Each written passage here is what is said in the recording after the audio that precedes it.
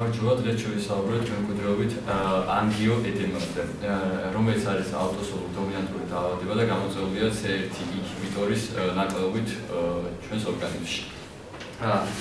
საერთოდ ეს C1 ინჰიბიტორის ნაკლებობა იწვევს სხვადასხვა ადგილზე, სხეულის ადგილზე შეშუპებას და ეს შეიძლება იყოს სასუნთქი გზების, კუჭდაწლავის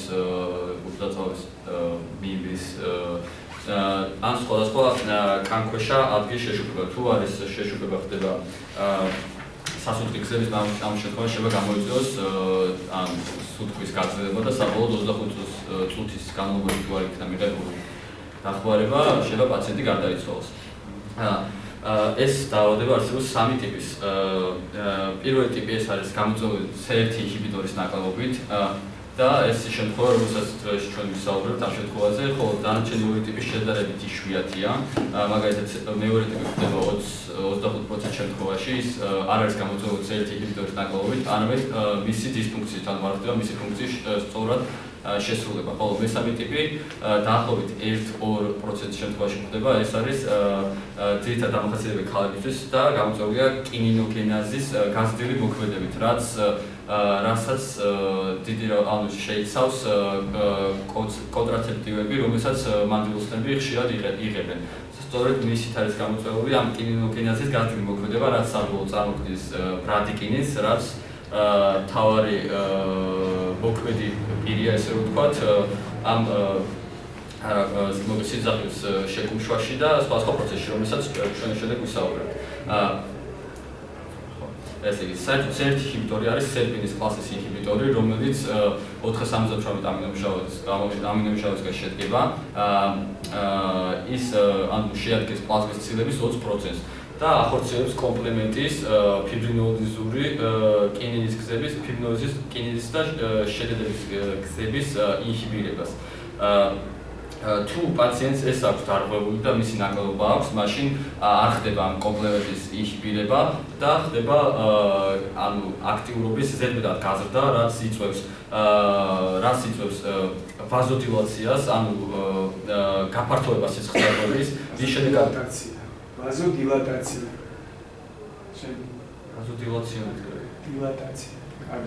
ვაზოდილატაციას, სისხლის გაფართოებას, რის შემდეგაც ენდოთელიუმის უჯრედები ერთმანეთს შორდება და იქნება ადგილი მათ შორის, რაც უზრუნველყოფს სითხის სისხლძარღვებიდან ექსტრასელულარულ უჯრედგარე სივრცეში გასვლას, რაც საბოლოოდ ახორციელებს კორონალური და პულმონარული სისხლძარღვების შეკუმშვას და ხდება შეშუპება. ეს ხდება ძირითადად კანქვეშა ადგილებში, ხოლო სასუნთქი გზების შემთხვევაში კი სასუნთქი გზების შემთხვევაში ბრონქების შეკუმშვა შეიძლება გამოიწვიოს. საერთოდ რითი არის გამოწვეული? C1 ინჰიბიტორი ახორციელებს 4 სერინის პროტეაზის ინჰიბირებას. მათგან ერთ-ერთი არის ფაქტორი 12, რომლის აქტივაციის შედეგადაც აქტიურდება დანარჩენი 3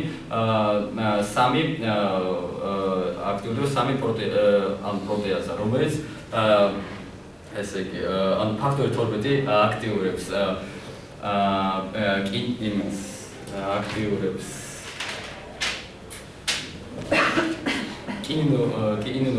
კალიკრეინს, რომელიც საბოლოოდ აქტიურებს ბრადიკინის.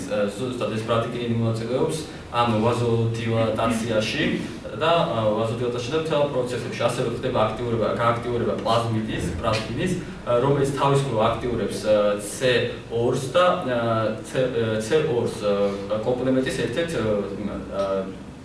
ნივთიერებას. სწორედ ესენი იღებენ მონაწილეობას ყველა იმ პროცესებში, რისგანაც გამოწვეული არის ეს შეშუპება და სხვა ეფექტები. ანუ ეხლა გამიხსოვს შემთხვევას, რომელიც დაკავშირებული არის ჯონსის შემთხვევაში. ის არის 17 წლის ბიჭი, რომელსაც სკოლაში შეაწუხა მუცლის ტკივილება და გულისრევის შეგრძნება.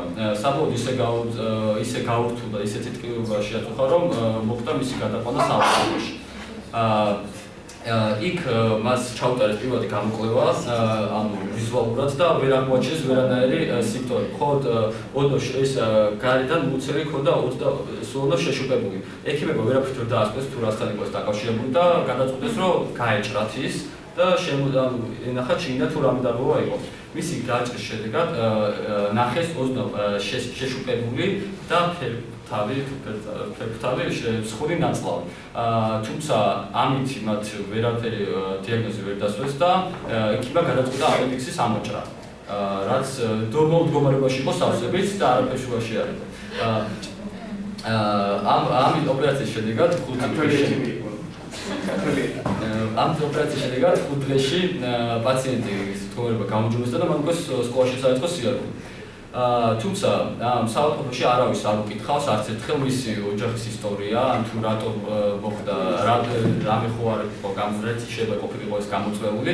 თუმცა ეს რო ეკითხათ, ისინი აუცილებლად მიხვდებიან, რომ დედამისაც იგივე პრობლემები ჰქონდა თავის მაზზე, დედის დედასაც და ბიძამისაც. ასევე თავის ნახევარ-დასაც ზუსტად იგივე პრობლემები აწუხებდა. შემდეგ როცა ეს ყველაფერი, როცა კარგად გახდა, მან გადაწყვიტა მაინც იმუნოლოგთან მისვლა. იმუნოლოგმა კი, როდესაც შეამჩნია მას ეს გაჭრილი ის, კითხა თუ რატომ მოხდა ეს და როდესაც მან ყველაფერი მოყვა, ჯონმა ეგრევე მიხვდა და თავისი სიმპტომები აღწერა, ეგრევე მიხვდა, რომ ეს იყო მემკვიდრული ანგიოედემა. რატომ მივიდა იმუნოლოგთან? თვითონ მიხვდა? იმუნოლოგთან მივიდა. დედამისმა წაიყვანა და არ ვიცი. დედამისის როგორი პროფილის ექიმი იყო? ეს ფოსადო პაპესი. იმუნოლოგთან მან ჩაუტარა ტესტი და ტესტმა დაამტკიცა ის, რომ მას 16% ნაკლებობა ნორმა ამ CRT ინჰიბიტორის რაოდენობის და ასევე CO2-ის ნაკლებობა. და ამიტომ დაუნიშნა პრეპარატი სტანოზოლოვი, რომელიც ახორციელებდა, რომელიც ამ შეტევებს, სპაზმურ შეტევებს ამ შეშუპებების სიხშირეს და სიმწვავეს დაბალწევდა, ამცირებდა. ესე იგი, ეს საერთოდ როგორ თუ არის ავტოსომის დომინანტური დაავადება და ის გამოწვეული არის მეთერთმეტე ქრომოსომაში მდებარე SERPING1 გენის მუტაციით. ძირითადად ეს დაავადება შთამომავლობა შაბლოში გადადის და ძირითადად ისინი გვხვდება ჰეტეროზიგოტურ მდგომარეობაში. ამიტომ 50%-ია რეალურად შანსი, რომ თავის შვილს გადავიდეს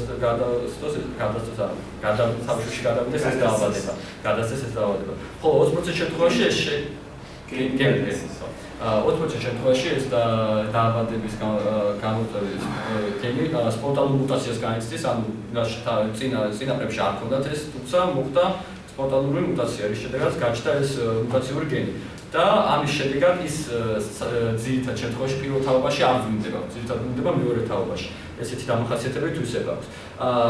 საერთოდ ამ ყველაფრის გამოწვევი ფაქტორები, რაც იწვევს შემდეგ ამ ფაქტორ 12-ის აქტივაციას და შემდეგ ამ სხვა პროტეზების, არის სხვა შეიძლება იყოს ამის გამყინვარებული ფაქტორები. ეს იყოს შეიძლება ტრავმა, ფიზიკური ეს შეიძლება იყოს სამედიცინო პროცედურა, ან ინფექცია, ან მენსტრუაცია, პრეპარატები და სტრესი. ამათმა შეიძლება გამოიწვიოს პროვოცირება იმის აქტიურების, რის მიმართაც ინჰიბირება არ ხდება და ხდება მთელი ეს რიგი პროცესების. დამახასიათებელი სიმპტომები ესეთი არ გააჩნია ამ დაავადებას, ვერ მიხვდებით, სანამ ჩვენ არ შევსწავლეთ ოჯახის ისტორიას, რომ ეს დაავადება რო არის გენეტიკური და ასე შემდეგ, მაგრამ შეგვიძლია რაღაც სიმპტომებით დაახლოებით მაინც მიხვდეთ, თუ რასთან მიგვანიშნოს ამ დაავადებას. ეს არის დიარეა, ეს არის გაუწყლოვანება, მწვავედმოსის ტკივილი და გულისრევა. ეს სამი აწუხებდა იმას, დამავიწყდა წერანის შემთხვევაში, ჩვენი შემთხვევაში, მას გაუწყლოვანებას და დიარეაც აწუხებდა. ასე გაზრდებული სუნთქვა, როდესაც ხდება სასუნთქი გზების შეშუპება და შოკი. დიაგნოზი, პაციენტის დიაგნოზის დასმა ამ დაავადებით შეუძლებელია, თუ არ მოხდა მის ოჯახის კიდევ ერთი ისტორია შესწავლა და დადგენა, რომ მის წინაპრებშიც იგივე დაავადებას ჰქონდა გამოჩენილი თავი. ასევე აუცილებელია ტესტი, რომლის შედეგადაც ჩვენ CO4-ის და CO4 კომპონენტის და CRT ინჰიბიტორის რაოდენობას გავსაზღვრავთ. თუ ორივე კომპონენტის რაოდენობა რაღაც დონეზე დაბალი არის, მაშინ 98% შემთხვევაში ჩვენ ვიღებთ ამ დაავადების დიაგნოზს. და პრევენცია, რითი შეგვიძლია ჩვენს დაავადებას თავი გავამართოთ. ეს ახლა გენეტიკური დაავადება, და მისი განკურნება შეუძლებელი არის, ბოლომდე ამოწმება ჩვენი ორგანიზმიდან. ამიტომ ჩვენ შეგვიძლია მხოლოდ მისი პრევენცია მოვახდინოთ, ან მისი შემდეგ ჩვენ როცა მისი შეტევა გვაქვს, მისი ლოკალიზება მოვახდინოთ იმ ადგილზე. ამისთვის არის კონტრაცეპტივებისგან თავის შეკავება მაქსიმალურად, რადგან ის სწორედ იმ მესამე ტიპის იმას იწვევს, ანგიოედემას, ასე სტრესისგან თავის არიდება, რაც პროვოცირებული ფაქტორი არის დიდად, ინფექციების ყურადღებით მკურნალობა, რადგან ინფექციების დროს ხდება კომპლემენტის აქტივაცია და შემდეგ არ მოხდება მის დაინჰიბირება და გენეტიკური ტესტი, რომ დავადგინოთ, საკუთარ ჩვენ გვაქვს თუ არა ეს დაავადება და ვიცოდეთ მართლა დაავადება. ეხლა ყურნალობა ხდება სულ რაღაც რამდენიმე წელია, რაც შემოიღეს პრეპარატები, ამ პრეპარატების თერაპიული საშუალებები, რომელიც არის პურიფიცირებული ან კომბინირებული C1 ინჰიბიტორი, რომლის გადასხმაც ხდება ინდივიდში და ხდება ამითი აწევა ამ C1 ინჰიბიტორის რაოდენობის. თუმცა მანამდე პირველად როდესაც მაგალითად სასუნთქი გზების შეტევა აქვს, სპაზმი აქვს და შეშუპება აქვს, ხდება პირველ რიგში ეპინეფრინის მიღება, რადგანაც გაფართოვდეს ეს სისხლძარღვები და არ მოხდეს არ დაიქცეს ეს პაციენტი. შემდეგ არსებობს ისეთი პრეპარატები, როგორც არის დანაზოლი და სტანოზოლი, რომელიც ჯონის შემთხვევაშიც გამოიყენეს, ეს არის პრეპარატები, რომელიც სიმწვავეს და სიხშირეს ამ დაავადების ამცირებს. და ეხლა უკვე ეს რუცინი, რომელიც არის გამოიყენება დამტკიცებული FDA-ის მიერ, არის პრეპარატი, რომელიც არის ადამიანის ორგანიზმიდან აღებული C1 ინჰიბიტორი არის, რომელიც ამ პრეპარატის სახით შეყავთ ინტრავენულად, შიდავენურად ორგანიზმში და ხდება დოზის აწევა C1 ინჰიბიტორის. ასეთი პრეპარატი არის სიმის. სტატისტიკურად ეპიდემიოლოგია ამ დაავადების არის დაახლოებით 50,000-დან 1 ადამიანი არის დაავადებული. თუმცა სიგნალიზატორი როგორც ვთქვით, საკმაოდ მაღალია, 15-27% და აქედან 99% ამ შემთხვევებში გამოწვეულია ზუსტად ხელის, ანუ სასუნთქი გზების შეშუპებით, რომლითაც გარდაიცვალა პაციენტი. ეთნიკურ ჯგუფებსა და სქესის შორის განსხვავება, სქესის სპეციფიკურობა არ ახასიათებს, ანუ ერთნაირად გვინდება ყველა ეთნიკურ ჯგუფსა და სქესის წარმოადგენაში და ყოველწლიურად დაახლოებით 15,000-დან 30,000-ი გადაუდებელი ვიზიტია საავადმყოფოში. თუმცა ამ 30,000-დან არ არის აუცილებელი, რომ ერთი ინდივიდს ერთხელ კონდეს ეს შეტევა, ზოგიერთ შეიძლება 10 ჯერ მოვიდეს ეს შეტევა, ზოგიერთ შეიძლება მეტჯერაც. და